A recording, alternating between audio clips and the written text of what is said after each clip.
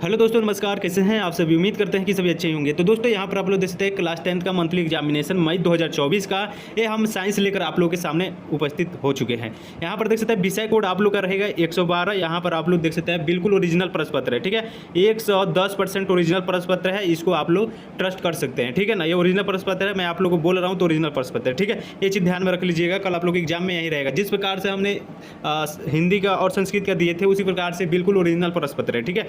चलिए तो हम लोग क्वेश्चन तरफ में चलते हैं। 1 से लेकर 30 तक ऑब्जेक्टिव प्रश्न रहेगा, जिसमें से आप लोगों को 25 प्रश्नों का ही उत्तर देना है ओमार शीट पर, ठीक है। तो चलिए हम लोग जल्दी से चलते हैं। आप लोग चैनल पर नया है तो सब्सक्राइब कर लीजिएगा। चलिए क्वेश्चन तरफ में हम लोग चलते हैं। यहाँ पर पहला नंबर क्वेश्चन यहाँ पर आप लोग देख लीजिएगा, ठीक है। चलिए यहाँ पर देखिए पीडीएफ को काट काट के बनाया गया है, तो आप लोग ये मत समझिएगा कि फेक प्रश्न पत्र है, ठीक है ना। ओरिजिनल प्रश्न पत्र है, मैं आप लोग को बता रहा हूँ, ठीक है। चलिए ओरिजिनल रहता है तभी मैं आप लोग को ओरिजिनल बोलता हूँ, ठीक है ना। चलिए तो ये ओरिजिनल प्रश्न पत्र है। चलिए यहाँ पर देखिए पहला नंबर क्वेश्चन यहाँ पर देख सकते हैं। अगर कोई विद्यार्थी को इसका पीडीएफ चाहिए तो मेरा नंबर है 6207 32 720, ठीक है। तो इस पर आप लोग मैसेज करके व्हाट्सएप ग्रुप में भी आप लोग ज्वाइन कर लीजिएगा, ठीक है, ठीक है। चलिए व्हाट्सएप ग्रुप में अवश्य ज्वाइन कीजिएगा, क्योंकि वहाँ पर वीडियो का नोटिफिकेशन ऑल चीज़ जानकारी दिया जाता है। चलिए हम लोग क्वेश्चन को शुरुआत करते हैं। पहला नंबर क्वेश्चन आप लोग यहाँ पर देख सकते हैं, दिया गया है कि समतल दर्पण द्वारा बना प्रतिबिंब होता है। पहला नंबर ये क्वेश्चन पूछा गया है और ये पढ़ाया गया क्वेश्चन है कि समतल दर्पण द्वारा बना जो प्रतिबिंब होता है वो हमेशा क्या होता है, काल्पनिक होता है, वस्तु के आकार का होता है, ठीक है। चलिए यहाँ पर देखिए 2 नंबर क्वेश्चन दिया गया है कि प्रकाश के परिवर्तन के कितने नियम होते हैं। तो देखिए प्रकाश के परिवर्तन और अपवर्तन दोनों का ही 2 नियम होते हैं, यानी कि ऑप्शन नंबर इसका बी हो जाएगा।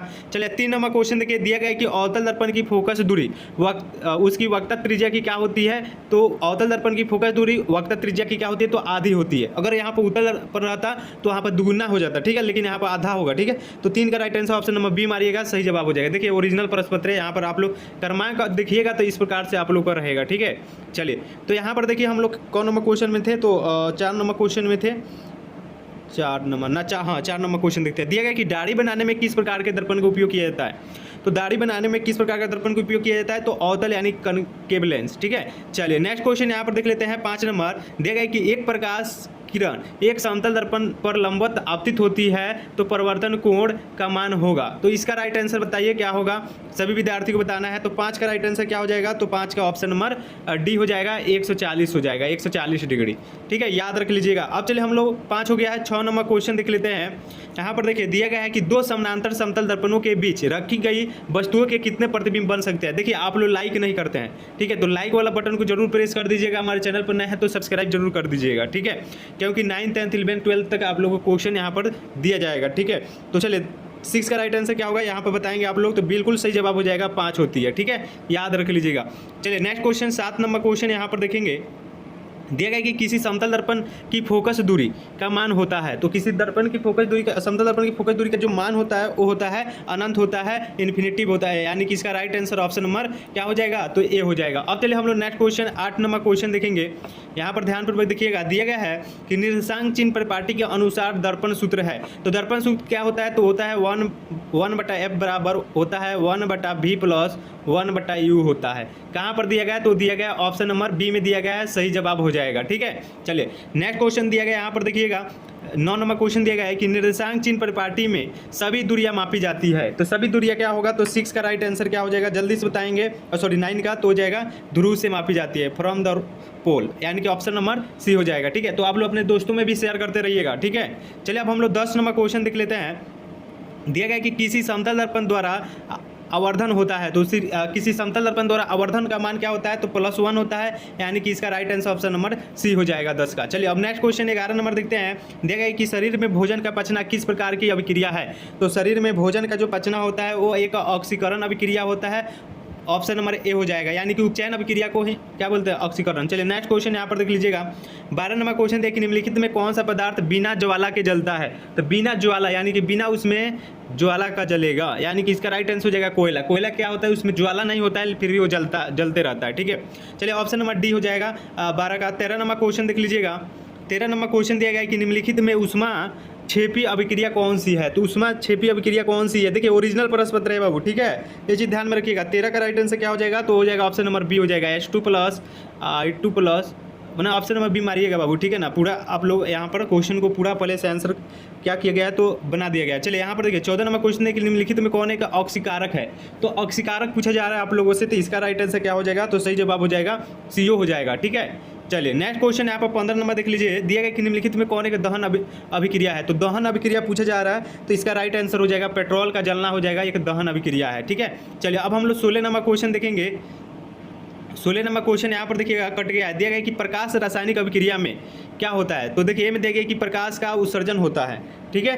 तो इसका राइट आंसर क्या हो जाएगा। चलिए और बी में देखते हैं, यहाँ पर बी में दिया गया है कि प्रकाश का अपघटन होता है, सी में दिया गया प्रकाश का अवशोषण होता है। तो ऑप्शन नंबर 16 का सी मारिएगा, आप लोग का राइट आंसर हो जाएगा, ठीक है। चलिए अब हम लोग 17 नंबर क्वेश्चन दिया कि रेडॉक्स अभिक्रिया है, अभिक्रिया में क्या होता है। तो रेडॉक्स अभिक्रिया में क्या होता है, तो इसका राइट आंसर हो जाएगा ऑक्सीकरण और अवकरण दोनों साथ साथ होता है, यानी कि इसका राइट आंसर 17 का सी हो जाएगा, ठीक है।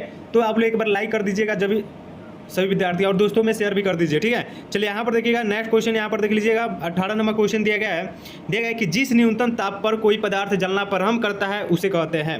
तो देखिए 18 का राइट आंसर क्या हो जाएगा, तो ज्वलन ताप कहते हैं, इसका right answer option number C हो जाएगा, ठीक है। चलिए 19 नंबर क्वेश्चन दिया कि खाना बनाने में प्रयुक्त द्रवीभूत पेट्रोलियम गैस का मुख्य अवयव है। तो चलिए इसका राइट आंसर क्या हो जाएगा 19 का, तो बिल्कुल सही जवाब हो जाएगा प्रोपेन होगा, ऑप्शन नंबर इसका बी राइट आंसर हो जाएगा। नेक्स्ट क्वेश्चन 20 नंबर देखिए, दिया गया कि निम्नलिखित में कौन सा पदार्थ फोटोग्राफी में प्रयुक्त होने वाली फिल्म बनाने में प्रयुक्त होता है। तो देखिए 20 का राइट आंसर हो जाएगा ऑप्शन नंबर ए AGBR हो जाएगा, बिल्कुल सही जवाब हो जाएगा, ठीक है। ये ओरिजिनल प्रश्न पत्र है, 100% ओरिजिनल प्रश्न पत्र है। आप लोग व्हाट्सएप ग्रुप और टेलीग्राम का लिंक डिस्क्रिप्शन में दिया गया है, तो जल्दी से जाकर ज्वाइन कर लीजिएगा, एक बार, तो हमेशा आप लोग को हेल्प दिया जाएगा, ठीक है। चलिए यहाँ पर देखिएगा वायुमंडल में CO2 का कितना प्रतिशत होता है, ठीक है। तो वायुमंडल में CO2 पूछा जा रहा है, तो होता है 0.03%, यानी कि ऑप्शन नंबर ए हो जाएगा सही जवाब। अब चलिए हम लोग नेक्स्ट क्वेश्चन देख लेते हैं 22 नंबर क्वेश्चन, निम्नलिखित में कौन एक स्वपोषी भोजन के लिए आवश्यक है। तो स्वपोषी भोजन के लिए आवश्यक है, सूर्य का प्रकाश भी होगा, sunlight, H2O and CO2, chlorophyll हो जाएगा, इनमें सभी हो जाएगा, ऑल ऑफ दीज, यानी कि ऑप्शन नंबर डी हमारा सही जवाब हो जाएगा। अब चलिए हम लोग नेक्स्ट क्वेश्चन 23 नंबर क्वेश्चन दिया गया है, देखिए यहाँ पर कि निम्नलिखित में कौन एक स्वपोषी होते हैं। देखिए वो ओरिजिनल प्रश्न पत्र है, मैं बार बार आप लोगों को बता रहा हूँ, तो ओरिजिनल। देखिए 23 का राइट आंसर क्या हो जाएगा, 23 का तो हो जाएगा सभी जीव होते हैं, ठीक है। स्वपोषी होता है तो सभी जीव होते हैं स्वपोषी, ठीक है। 23 का क्या हो जाएगा, सॉरी 23 का सभी जीव, जीवाणु, स्वपोषी बाबू हरे पौधे होते हैं, सभी हरे पौधे, ठीक है, यानी कि 23 का डी मारिएगा आप लोग। चलिए 24 नंबर प्रश्न देखिए, मनुष्य के दांत की सबसे बाहरी परत क्या है। तो मनुष्य के दांत के सबसे बाहरी परत जो होता है उसे कहते हैं इनामेल, कहते हैं इनामेल, यानी कि इसका right answer option number D होगा 24 का। 25 नंबर क्वेश्चन देखिए, दिया गया कि निम्नलिखित में कौन एक अवशेषी अंग है। तो देखिए 25 का राइट आंसर हो जाएगा ऑप्शन नंबर डी, यानी कि अपेंडिक्स जो होता है एक अवशोषी अंग होता है, अवशेषी अंग होता है। चलिए अब हम नेक्स्ट क्वेश्चन तरफ में चलते हैं, 25 हो गया है। 26 नंबर क्वेश्चन देखिए, आप लोगों को 25 ही क्वेश्चन का जवाब देना है, मैं आप लोगों को पूरा का पूरा बताऊंगा, और सब्जेक्टिव कैसे आप लोगों को मिलेगा सब चीज़ मैं आप लोगों को बताऊंगा। चलिए यहाँ पर देखिए, अमीबा भोजन को किसकी सहायता से ग्रहण करता है। तो अमीबा जो भोजन ग्रहण करता है किसके सहायता से करता है, तो ग्रहण करता है कूड पार्ट से, ठीक है, यानी कि ऑप्शन नंबर सी हो जाएगा सही जवाब, ठीक है। नेक्स्ट क्वेश्चन देखिएगा 27 नंबर क्वेश्चन कि ग्रासनी भाग है। तो ग्रासनी किसका भाग होता है, तो होता है छोटी आंत का भाग होता है, यानी कि ऑप्शन नंबर सी हो जाएगा सही जवाब। एक बार और मैं बताना चाहता हूँ, आप लोगों को व्हाट्सएप ग्रुप का लिंक डिस्क्रिप्शन में दिया गया है, जल्दी से ज्वाइन कर लो, वहाँ पर PDF आंसर की सब दे दिया जाएगा। और नंबर है मेरा 6207032820, इस नंबर पर आप लोग को मैसेज करके जुड़ जाना है। देखिए मैसेज अभी मत कीजिएगा, क्योंकि अभी वीडियो बनाने के चक्कर में मैसेज वैसे हम आप लोग का नहीं देख पा रहे हैं, तो आप लोग डायरेक्ट ग्रुप से ही ज्वाइन कर लीजिएगा। चलिए 28 नंबर क्वेश्चन दिया गया कि प्रकाश संश्लेषण से किस पदार्थ का निर्माण होता है। तो प्रकाश संश्लेषण से क्या चीज़ का निर्माण होता है, तो इसका राइट आंसर हो जाता कार्बोहाइड्रेट का, ठीक है, ऑप्शन नंबर डी हो जाएगा। चलिए 29 नंबर क्वेश्चन दिया गया कि गोबर छाता में किस प्रकार का पोषण होता है। तो चलिए 29 का राइट आंसर हो जाएगा मृत पोषी होता है, यानी कि मृत जीवी पोषण होता है, ठीक है, ऑप्शन नंबर सी हो जाएगा। और चलिए लास्ट क्वेश्चन है 30 नंबर क्वेश्चन देख लेते हैं, दिया गया है कि निम्नलिखित में क्या जठर रस में मौजूद नहीं, निम्नलिखित में क्या जठर रस में मौजूद नहीं होता है। तो क्या चीज़ जठर रस में मौजूद नहीं होता है, तो होता है म्यूकस नहीं होता है, म्यूकस, यानी कि ऑप्शन नंबर ए हो जाएगा। तो देखिए बाबू, मैं आप सभी विद्यार्थी को यहाँ पर 30 का 30 क्वेश्चन का आंसर बता दिया हूँ, और नेक्स्ट वीडियो में हम लेकर आ रहे हैं इसका सब्जेक्टिव। तो आप लोग वीडियो को लाइक कर दो, चैनल को सब्सक्राइब कर दोगे, तो जब भी हम लेकर आएंगे क्वेश्चन का इसका PDF लेकर आएंगे, तो आपके पास जो है ना नोटिफिकेशन जाएगा, ठीक है। चलिए मिलता है नेक्स्ट वीडियो में, तब तक के लिए जय हिंद दोस्तों, टेक केयर, अपना ख्याल रखिएगा।